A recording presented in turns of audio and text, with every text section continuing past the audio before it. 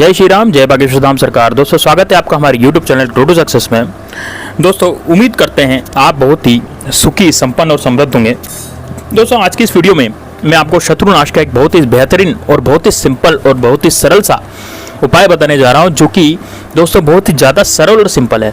लेकिन उससे पहले मैं आपको बता दूं कि जो शत्रु होते हैं दोस्तों वह कितनी बार आपकी तरक्की नहीं देख पाते, क्योंकि दोस्तों अभी चल रहा है कलयुग, और कलयुग चलने की वजह से इतने सारे शत्रु हमारे आसपास के जो होते हैं, हमारे जान पहचान वाले होते हैं, वो ही हमारे शत्रु बन जाते हैं। उसकी वजह से हम तरक्की नहीं कर पाते, क्योंकि शत्रु हमारी तरक्की नहीं देख पाते। वो हमसे ईर्ष्या करते हैं, द्वेष की भावना रखते हैं और हमसे जलते हैं। इस वजह से कितनी बार ऐसा होता है कि कुछ ऐसे ग्रह होते हैं, ऐसे ग्रह दोष होते हैं, जिसके कारण शत्रु अपने आप ही बनते चले जाते हैं। जैसे कि राहु केतु, ये जो राहु केतु होते हैं दोस्तों, इनकी वजह से यदि आपके ऊपर ये नाराज हो जाते हैं तो आपको बर्बाद भी कर देते हैं और आपके शत्रु बिना कारण ही बनते चले जाते हैं। दोस्तों राहु जो होता है ऐसा ग्रह होता है जो इस कलयुग में अगर आपके ऊपर यदि नाराज हो गया तो आपको राजा से रंक बना सकता है, और यदि लेकिन मान लीजिए आप पर प्रसन्न हो गया तो आपको रंक से राजा बना सकता है। इसी तरह से आपके पैसे की, संपत्ति से सब कुछ आपका खत्म कर सकता है। और इस कलयुग में अगर राहु आपके ऊपर प्रसन्न हो गया तो दोस्तों यकीन मानिए आपके घर में धन, दौलत, मान, प्रतिष्ठा सब कुछ आसानी से आपको प्राप्त हो जाता है। तो इस वीडियो में मैं आपको राहु के द्वारा शत्रुनाश का उपाय बताने जा रहा हूँ। शत्रुनाश जो है दोस्तों आपका इस तरह से होगा कि आपके 1000 शत्रु भी होंगे ना, वो भी आपके जीवन में उथल पुथल नहीं मचा पाएंगे। आपके जीवन में जो आप सफलता पा रहे थे वो निश्चित रूप से आप सफल होंगे ही सही, और यदि सफलता नहीं मिल रही थी तो आपके जीवन में सफलता मिलनी आपको शुरू हो जाएगी। तो दोस्तों उससे पहले मेरा आपसे हाथ जोड़ करके निवेदन, यदि आपने हमारे चैनल को सब्सक्राइब नहीं किया तो सब्सक्राइब कर ले। साथ ही में दोस्तों इस वीडियो को लाइक नहीं किया तो वीडियो को लाइक जरूर कर दें। साथ ही कमेंट बॉक्स में जय श्री राम, जय बागेश्वर धाम सरकार जरूर लिखें। अगर आप बागेश्वर धाम सरकार का आशीर्वाद प्राप्त करना चाहते हैं तो इस वीडियो को लाइक जरूर करें और इस वीडियो में जय श्री राम, जय बागेश्वर धाम सरकार जरूर लिखें। दोस्तों भविष्य में यदि आप पर जरूर कृपा करेंगे। दोस्तों यदि आप पहली बार इस चैनल पर हैं, पहली बार इस चैनल को देख रहे हैं तो सब्सक्राइब जरूर कर लें, बेल आइकन जरूर दबा लें, ताकि हमारी वीडियोस आपके पास आती रहे। दोस्तों जो राहु होता है उसको खुश करने के लिए आप रविवार या शनिवार के दिन का उपाय कर सकते हैं, या फिर बुधवार के दिन का भी आप उपाय कर सकते हैं, या फिर आप अमावस्या के दिन का भी उपाय कर सकते हैं। दोस्तों बुधवार और अमावस्या यदि एक ही दिन हो तब भी आप इस उपाय को कर सकते हैं, लेकिन यदि बुधवार को आप इस उपाय को करेंगे तो आपके जीवन में बहुत जल्दी तरक्की होने लग जाएगी। तो आपको क्या करना है दोस्तों, अमावस्या बुधवार के दिन आपको क्या करना है, इस दिन आपको एक माचिस की भरी हुई डिब्बी लेनी है। दोस्तों माचिस की डिब्बी बिल्कुल नई होनी चाहिए, आपको बाजार से खरीद के लानी है ना। काम में ली हुई माचिस की डिब्बी आपको बिल्कुल भी काम में नहीं लेनी। तो आप बिल्कुल नई डिब्बी माचिस की, बिल्कुल नई डिब्बी आपको बाजार से माचिस की भरी हुई डिब्बी आप ले लें।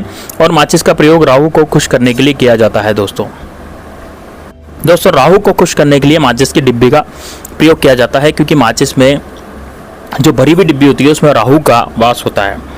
तो आपको बिल्कुल नई माचिस की डिब्बी लानी है, जो काम में ली हुई होती है वो माचिस की डिब्बी आपको नहीं लानी। अब आपको क्या करना है, आपको लाइन बिना का कागज लेना है, यानी कि सफ़ेद कलर का जो कागज होता है, बिना किसी लाइन का, उसमें कोई लाइन वगैरह नहीं खींची होनी चाहिए, शाही वगैरह नहीं होनी चाहिए। इस तरह का कागज आपको लेना है जो उसकी 1 इंच लंबा और 2 इंच चौड़ा हो।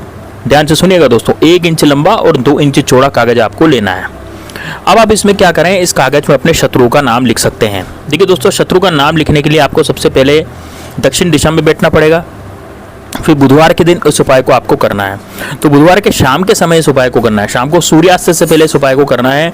आपको दक्षिण दिशा में बैठ करके इस उपाय को करना है। आप क्या करें, दक्षिण दिशा में आप आसन लगाइए, दक्षिण दिशा में मुंह करके बैठ जाइए, और दक्षिण दिशा में मुंह करके बैठने पर आपको काला मार्कर ले लीजिए, और काला मार्कर से आप काला बॉल पेन भी ले सकते हैं, काला मार्कर भी ले सकते हैं, या काले कलर का स्केच पेन भी लिख सकते हैं, या आप नाम लिखने के लिए दोस्तों काजल का इस्तेमाल भी कर सकते हैं।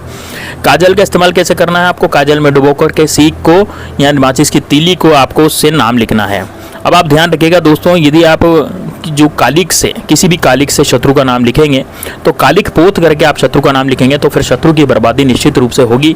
तो दोस्तों यदि शत्रु की संख्या मान लीजिए 3 है, 4 है, तो आपके 3 शत्रु हैं, 4 शत्रु हैं, तब तो आप उनका सबका नाम कागज पे लिख सकते हैं। लेकिन यदि मान लीजिए आपके 1000 शत्रु हैं और 3-4 से आपकी शत्रु की संख्या ज़्यादा है, मान लीजिए आपके शत्रु की संख्या 5 है, 6 है, 7 है, यानी 3 या 4 शत्रु से आपके शत्रु की संख्या ज़्यादा है, तो फिर आप क्या करेंगे, वहाँ पर एक बार आप क्या करेंगे, केवल शत्रु लिख देंगे। और कई बार क्या होता है दोस्तों, हमें शत्रु का नाम ही पता नहीं होता कि हमारा शत्रु कौन है, क्या पता कोई हमारा शत्रु है या नहीं है।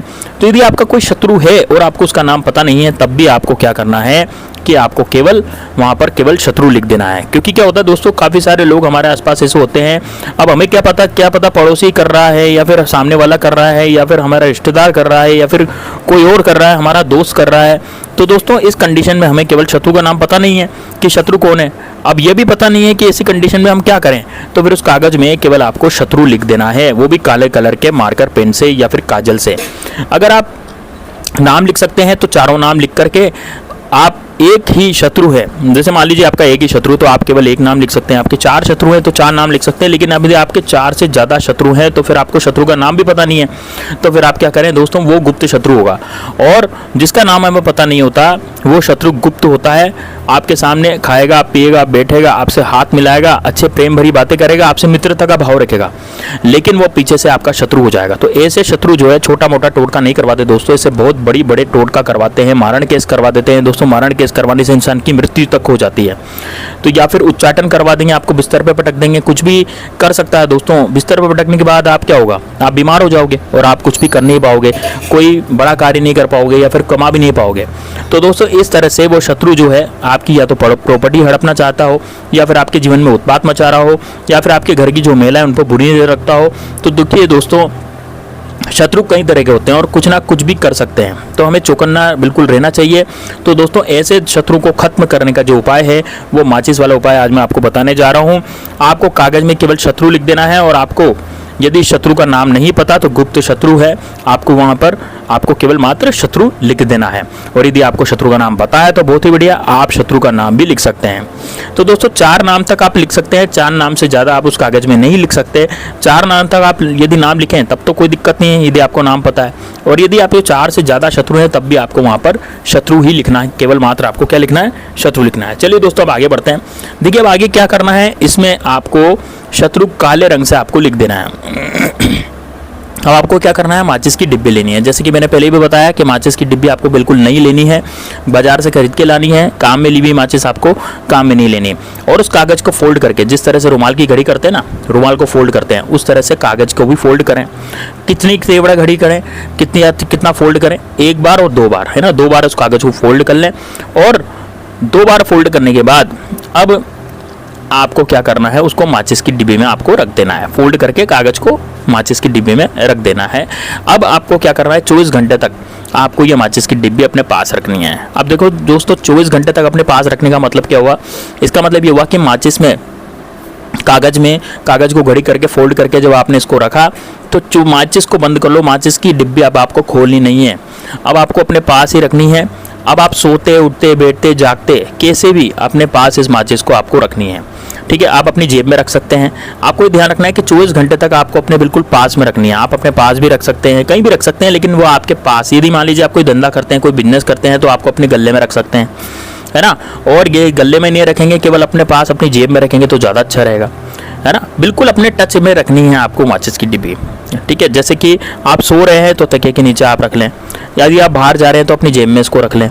तो माचिस का लेकिन प्रयोग नहीं करना है ना। और ये डब्बी एक बार बंद कर दी, उसको आपको खोलना नहीं है 24 घंटे तक। जब तक आपके 24 घंटे नहीं हो जाते तब तक इस माचिस की डिब्बी को आपको नहीं खोलना है। अब 24 घंटे हो जाने के बाद आपको क्या करना है, तो आपको क्या करना है, 24 घंटे हो जाने के बाद माचिस की डिब्बी को किसी भी निर्जन के स्थान पर ले जाना है, जहां पर लोगों का आना जाना बहुत कम होता है। ऐसी जगह पर जाना है दोस्तों, आपको जंगल में नहीं जाना, ऐसी जगह नहीं जाना जहाँ जंगल है। बिल्कुल मैं जंगल में जाने की आपको नहीं सलाह दे रहा हूँ, मैं केवल इतनी सलाह दे रहा हूँ कि आपको क्या करना है, जहाँ पर लोगों का आना जाना बिल्कुल नहीं होता, बिल्कुल कम होता है, वहाँ पर माचिस की डिब्बी को ले जाएं। और वहाँ पर ले जा करके आप क्या करेंगे, पूरी ताकत से दोस्तों, पूरी ताकत लगा करके आपको जिस समय आपने कागज पे नाम लिख रहे थे ना, उस समय भी आपको राहु से प्रार्थना करनी है। जैसे आप जब कागज पर नाम लिखेंगे अपने शत्रुओं का, मान लीजिए आपके 4 शत्रु हैं, 4 शत्रु के आपका नाम लिख रहे हैं, तो उस समय आपको प्रार्थना करनी है राहु देवता से कि, लेकिन आपको ये काम आपको निर्जन स्थान में करना है, ठीक है ना। तो राहु से जब आप लिख रहे हैं, जब भी आपको प्रार्थना करनी है, और जब आप निर्जन स्थान पर आप फेंकेंगे, तो दोस्तों फेंकने और रखने में बहुत फर्क होता है। एक तो आप नीचे निर्जन स्थान पर डाल के आ जाएं और एक फेंक करके आ जाए, तो आपको फेंकनी है, ध्यान रखना है। आपको जोर से माचिस की डिब्बी फेंकनी है, निर्जन स्थान पे फेंक देनी है ना, समझ रही हैं बात को आप। तो निर्जन स्थान पर जब आप उसको फेंक देंगे तो उस समय आपको राहु से प्रार्थना करनी है। अगर आप धन दौलत चाहते हैं तो वो आपको प्रार्थना करनी है। जैसे मान लीजिए आपको धन दौलत चाहिए तो प्रार्थना कर सकते हैं कि हम धन संपत्ति प्राप्त करना चाहते हैं, तो आप प्रार्थना कर सकते हैं। राहु शत्रुओं के नाश के लिए भी आप प्रार्थना कर सकते हैं। आपको प्रार्थना करने की है, राहु देवता मेरे जितने भी शत्रु हैं, इसमें लिखे हुए हैं ज्ञात अज्ञात सभी तरह के शत्रु जो हैं, मेरे सभी तरह के शत्रु का नाश हो जाए और उन सभी तरह के शत्रु का खात्मा हो जाए। मैं यही चाहता हूँ, मेरी आपसे यही प्रार्थना है राहु देवता। तो उसके बाद आपको राहु से प्रार्थना कर सकते हैं। राहु से माचिस की डिब्बी का उपाय करके आप राहु ग्रह को खुश कर देंगे दोस्तों। और जब यह आपकी माचिस की डिब्बी फेंक देते हैं, तब राहु देवता से प्रार्थना करनी है कि आपके मन में जो भी प्रार्थना है, जैसे कि आपके दुश्मन का नाश हो जाए, आपके दुश्मन आपका साथ छोड़ दें, आपका दुश्मन है आपकी तरफ देखना छोड़ दे, आपकी तरफ सोचना छोड़ दे, ठीक है ना। तो ये आपके जीवन से आपके दुश्मनों का पूरी तरह से इंटरफियर जो है वो खत्म हो जाए, इस तरह की आपको प्रार्थना करनी है। और आपको ये प्रार्थना करनी है कि मैं अपनी तरक्की करता रहूं, मुझे बहुत ज़्यादा तरक्की मिले, बहुत ज़्यादा पैसा मेरे पास आए, ये दुश्मन मेरा कुछ भी नहीं बिगाड़ पाए, इस तरह की प्रार्थना आपको करनी है। लेकिन मानिए दोस्तों, आपका दुश्मन कितना भी ताकतवर हो, किसी भी लायक नहीं बचेगा। वो इस कंडीशन इसकी ऐसी हो जाएगी कि कितना भी ताकतवर दुश्मन हो, उसकी कितनी भी शक्ति हो, उसके पास कितनी भी धन दौलत हो, उसके पास कितने ही बल हो, सब उसका क्षीण हो जाएगा दोस्तों। इसका रिजल्ट तुरंत देखने के लिए मिलता है, इसलिए इसको जरूर कीजिएगा दोस्तों। ये 100% आपको फल देगा। और इस वीडियो को लाइक जरूर कर देना, वीडियो समझ में आया तो। मिलते हैं नेक्स्ट वीडियो में, तब तक के लिए जय श्री राम, जय महाराष्ट्र।